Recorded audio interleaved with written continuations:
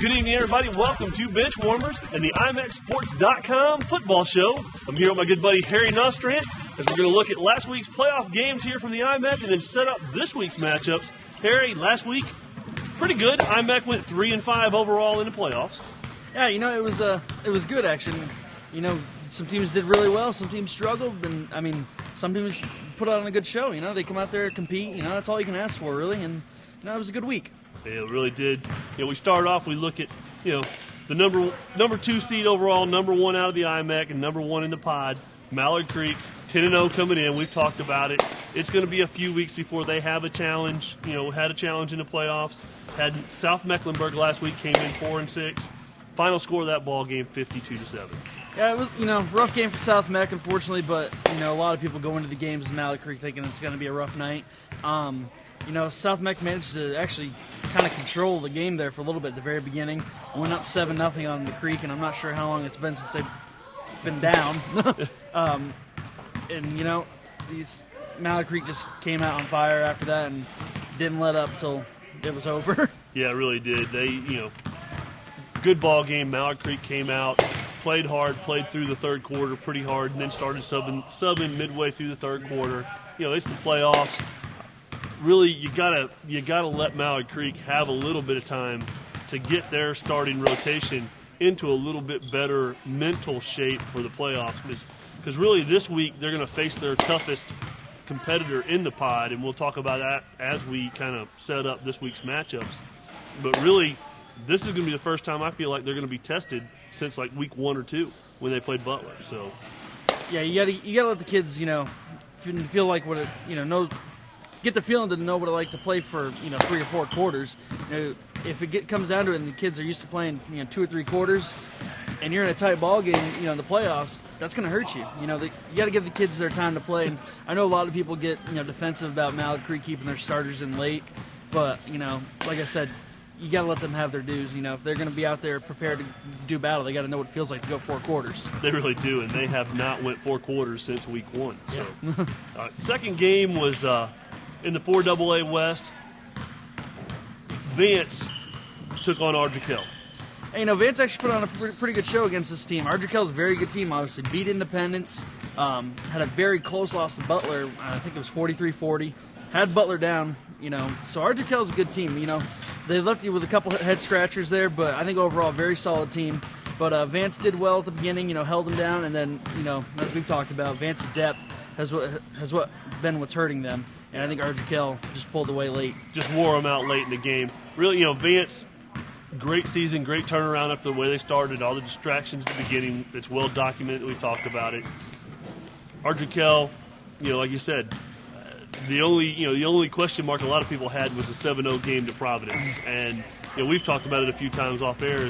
I wonder if they didn't really rest a lot of people in that ball game and really, the starters saw minimal action. So, Ardrey, really good ball club, came in 7-3, 9th overall, 4 in the pod. So 48-20, the final score on that ball game. And as you said, as it got later in the ball game, Vance's depth really started to show. Kids got tired. And then Lorenz Bryant went down, the big tailback. And when he went out hurt, that took the wind out of all the sails. And from there on, it was all Ardrey from that point forward. So, well, you lose a good weapon offensively and defensively when he goes down. Yeah, you really do. He's been a standard star for that program. Yep. So. But look for good things from Vance for next year. Final game, the 4AA West. Not the prettiest game. Talked to Coach McNeely last night. Lake Norman had to travel to South Caldwell. Lake Norman slid in the back door to the playoffs at 4-6. They were the 15 seed overall. South Caldwell, number 2 seed in the pod, number 4 overall at 9-1, and the Spartans took care of business. Yeah, they go up. Lake Norman has to go up to Hudson to play South Caldwell. To come back with a 35-0 loss. That's number 7 for the shutout list for South Caldwell. Their defense is spectacular. 7 shutouts is amazing. And yeah, like we talked about, they may not play the best competition, but all it takes is one big play to score. And to hold 7 teams to 0 points is impressive. My hat's off to the Spartans up there. 35 points on a decent defense that Lake Norman has. So. Good win for South Caldwell, bad loss for Lake Norman, unfortunately. But, hey, you know what? You turned the season around and you made the playoffs, and you played a really good team. And, my hat's off to Lake Norman as well. That not a horrible season considering how it started out for them. Well, that's what Coach McNeely said last night. We held one of the next level seminars last night at Lake Norman High School. And Coach McNeely spoke as the coach on staff for Lake Norman High School. Before we got going, we got talking about it, and he said, all in all, our kids have a long way to go, but they made great improvements through the season. He goes, would have loved to have been practicing this week because it was a beautiful week for practice, but he's a football coach, 4-6.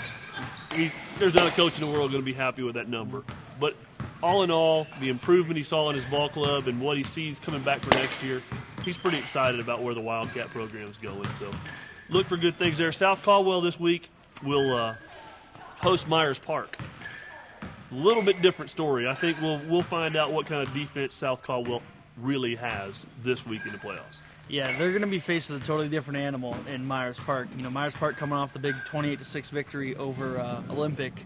Olympic's a great squad this year. One thing that Myers Park, the Mustangs are bringing up there to Hudson, a lot of speed. A lot of speed. Whole lot of speed. So, yeah, they beat, Olympic came into the number 3 in the pod, number 6 overall, 8-2, really a couple losses to really high-profile teams. But, Myers Park came in 6-4, not to be underestimated, though, and really, did a good job. So, look forward to there. In the 4A West, Mooresville, 8-2, hosted East Gaston. Good ball game for the Blue Devils. Yeah, it kind of went as your normal first-round game should go. I mean, unless obviously you're stuck with a really good opponent. But for your traditional first-round game, it went as predicted. Mooresville came out. Defense actually, they were a little sluggish at the beginning, and East Gaston was moving the ball pretty well on them. But a couple adjustments by the defensive coaching staff and the defensive players, game over, really. And the offense was clicking. 300 yards rushing combined for the Blue Devils, 177 of them by Deontay Black, the quarterback. Good game. Well, Mooresville kind of set the tone when they opened up with the 83-yard touchdown return of the opening kickoff. Set the tone, but East Gaston came back 91 yards, 6 first downs in their first drive. Yeah. It looked like, going to be a long night for the Blue Devils, but like you said, some good adjustments on defense. Blue Devils shut it down, and really that 15 points, the second score didn't come till late in the fourth. So yeah, I think it was with 2 minutes to go, and it was on the reserves. But you know what? That was a very physical game. I mean, Blue Devils got a little banged up in that game. A couple players went out. They look like they're going to be back this week for the next game. But I mean, that's a strong physical team down there in East Gaston. And you know what? It was a classy game. Not very chippy, I would say, but very very glad the Blue Devils can get out of there with a win. Yeah, really, it was good to see them come out.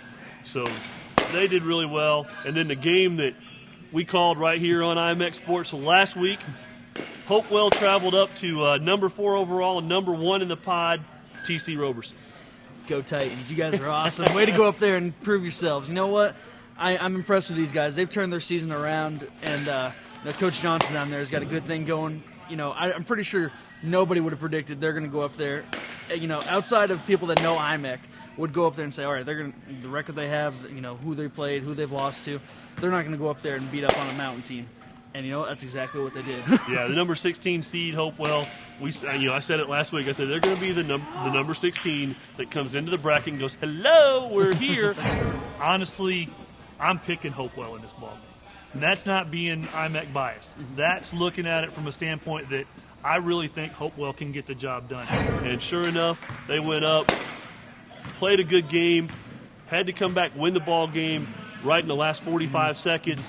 But but still great football game all night long for the Titans. Really controlled the clock, controlled the football, and did a great job against a very strong Roberson team.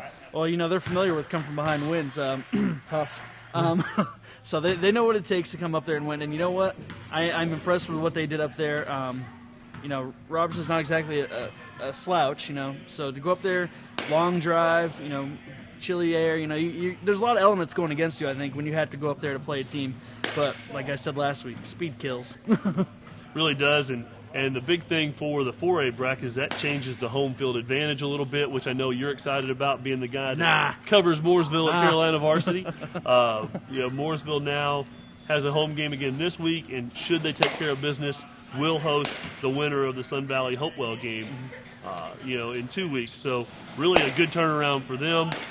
When we come back here on IMECK Sports, we will take a look at round 2 and how the IMECK teams focus here in the 4A West and 4AA West, the whole brackets, set it up. So stay tuned. We'll be right back after this.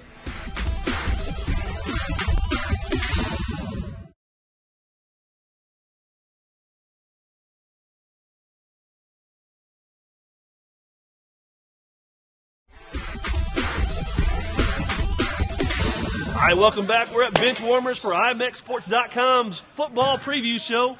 Harry, round 2 of the playoffs gets a little tougher now. The 4AA, Mallard Creek, number 1, will host number 4 of the pod, Ardrey Kell. The Knights come in 8-3. The Mavericks 11-0. Really, I think this could be the toughest game of the pod for Mallard Creek. Well, I'll tell you what, if Mallard Creek's overlooking these guys, they're in for a rude awakening, because any team that plays Butler tight, beats Independence, I'm not overlooking them at all, because I'll tell you what, they're going to bring a lot to the table. They got a pretty solid defense at Ardrey Kell, and obviously Mallard Creek has a very good offense. I think it's really going to be a game where each team's strengths are squaring off against each other. And, it should be a good game. I think Mallard Creek will end up winning this game, but I don't think it's going to be their traditional blowout.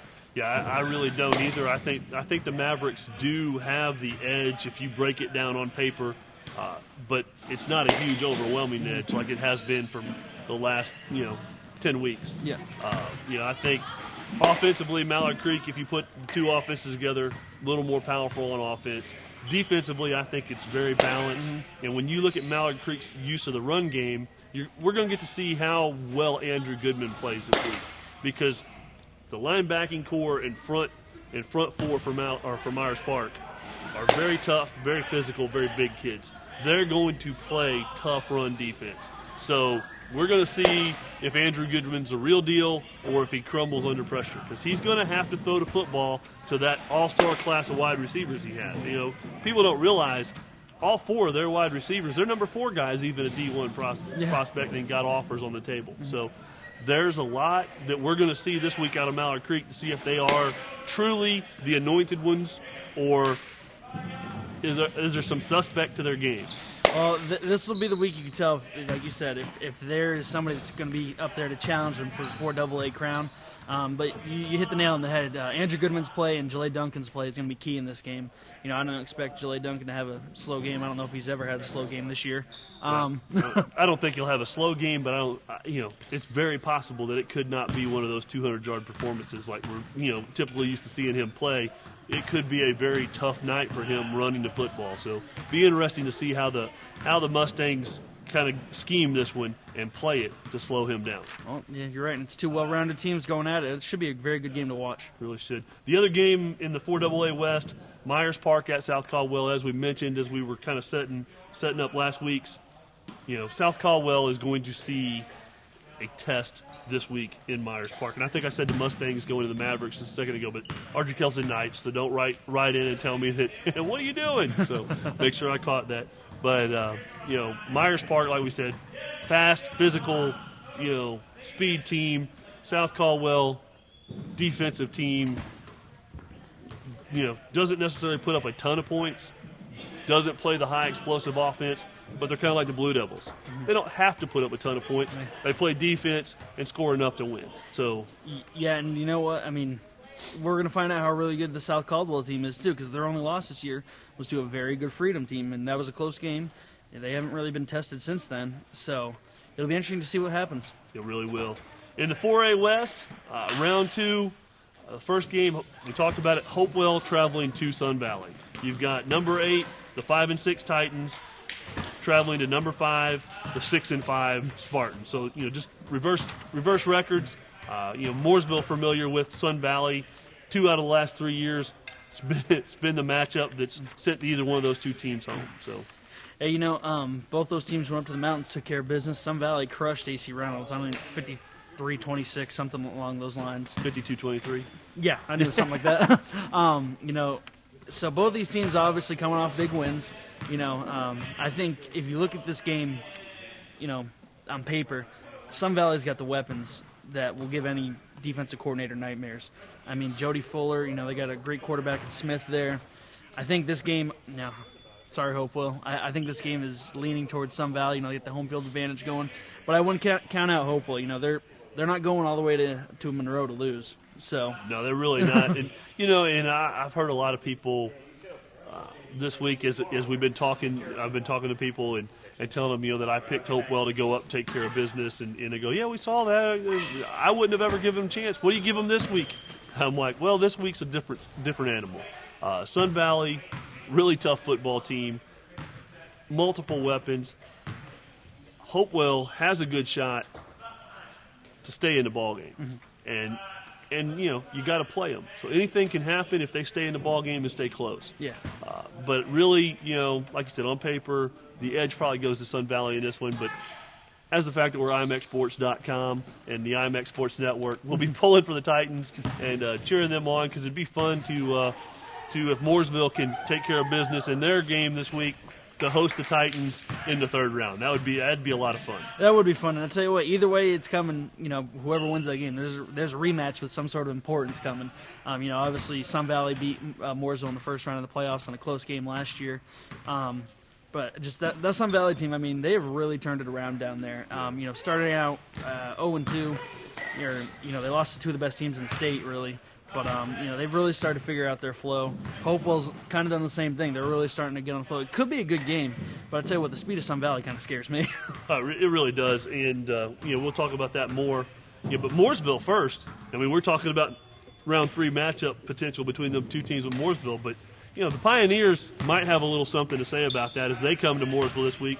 Watauga comes in 7-4, Mooresville 9-2. Watauga, typical, Mountain Boone type school, big, physical, not super fast, but they just wear you out. Yeah, you know what? I saw a little bit of film on these guys. They got a running back that's 6 foot, 200 pounds. Pretty good sized kid, no slouch. But like I was just talking about Hopewell not wanting to go down to Monroe.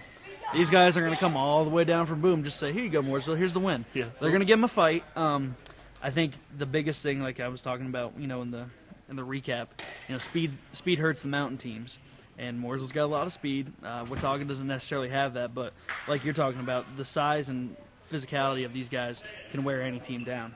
Well, and that's I think that's going to be Mooresville's maybe saving grace. We talked about Vance being in trouble because of lack of depth. Anybody that's seen the Blue Devils play this year realizes there's 80 guys on the sideline. I mean, there's enough guys to rotate in, and you saw it last week with the Blue Devils when Scoop Coleman went down and wasn't able to return to the ball game. There was no drop off in the defensive line. Martavian came out for a few series. There's enough people to fix parts in there that size, while it will have an effect on Mooresville, I think they can man up and take care of that. Yeah, and I credit a lot of that to the coaching staff. They got that entire defensive squad just prepared very well. They're ready to go at a moment's notice, and Coach Caps and Hoppy, they got a good thing going on over there with the defense. Obviously, it's been Mooresville's A game this year, so good to see. I was glad to see Scoop come out and be able to like you said, not have a drop off, and hope he's back this week, and he should be. So yeah, I haven't heard where he stands. I know he was going to be evaluated for concussion. That would be a huge loss if they lose him for 2 weeks. But like I said, there's enough athletes on that defense. So just so it's clear, both of us I think are picking Mooresville to handle their business in this game. Yeah, you know what, and I'm not one to count a team out ever because it is the playoffs and it's the second round of the playoffs. So they beat a decent Alexander Central team to get here, but they're kind of going to be faced with a different monster the same way South Caldwell is in the rushing attack that Mooresville is going to bring to the table.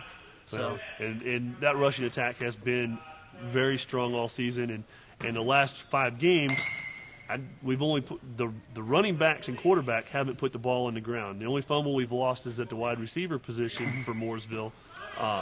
So, I mean, I think they've, early fumbleitis was a big part of their problem, in the Mallard Creek game and in the Davie game. Between penalties and fumbles, I think that was where their 2 big losses came from, and they've really been able to correct that as they've gone through things. So. Well, Deontay Black, and I'll correct you on one thing. Deontay had a fumble in the end zone last week against East Gaston. Yes, he but did. That's like the first one. I can't tell you how long. But, you hit the nail on the head there, too. They're curing that turnover issue. And that's good to see because it was getting rough to watch for a little bit there. The Mallard Creek game was bad. You kind of think you get that bad game out. But, kind of continued. But whatever they did, I'm glad they did it. It's good to watch. And I tell you what, 2,000-yard rushers on the team. And I think I put a post on Carolina Varsity. There was a span of 4 games. They had over 1,000 yards rushing as a team. Yeah. Pretty so, good. Not bad. So, really good week here for the IMECK. 3 teams still playing. As we said, we were 3-5 in the first round. Vance, Lake Norman, season ended early, but, those kids turned their seasons around and earned the right to go to the playoffs. Hopewell showing that they've still got some muster. They came off. They had to end their season. A lot of people don't realize they ended their season with Mooresville, Mallard Creek, Vance, and then North MECK. They had to win the North MECK game to get in, but the fact that they had to play down the stretch Mooresville and Mallard Creek, they got, even though they got pounded a little in those games, they played Mooresville. Mooresville had to win a short field goal. They scored some points against Mallard Creek. They really got their confidence going, and I'm telling you, Sun Valley, while they may be favored, it shouldn't be a cakewalk. I don't think so. I think it's going to be a tough game, but Hopewell's got a great running game in the Heath brothers, and Sun Valley's obviously got a good running game as well. It should be a good game. If you're down in that area, that might be the game to catch. Porter Ridge is down there. They're going to be hosting Dudley, another great game. But tell you what, Hopewell, I'm going to be pulling for you guys. You guys want a chance at your rematch. If Mooresville takes care of business, it's going to be there. There you go. So that's a good game then. Mallard Creek and Mooresville should take care of business and continue to advance into the next round of the Western and Midwest. So should be good for them. We thank you for joining us here on IMECK Sports. We're at Benchwarmers, our home away from home. You get a chance, come in, check out Benchwarmers. You've heard the basketball going on. Pine Lake Prep's varsity girls are practicing right now, kind of their home for practice. Some kids in the pitching cage and batting cages, but a lot of fun. We always appreciate Rick and the guys here at Benchwarmers. We appreciate you. Thanks for watching.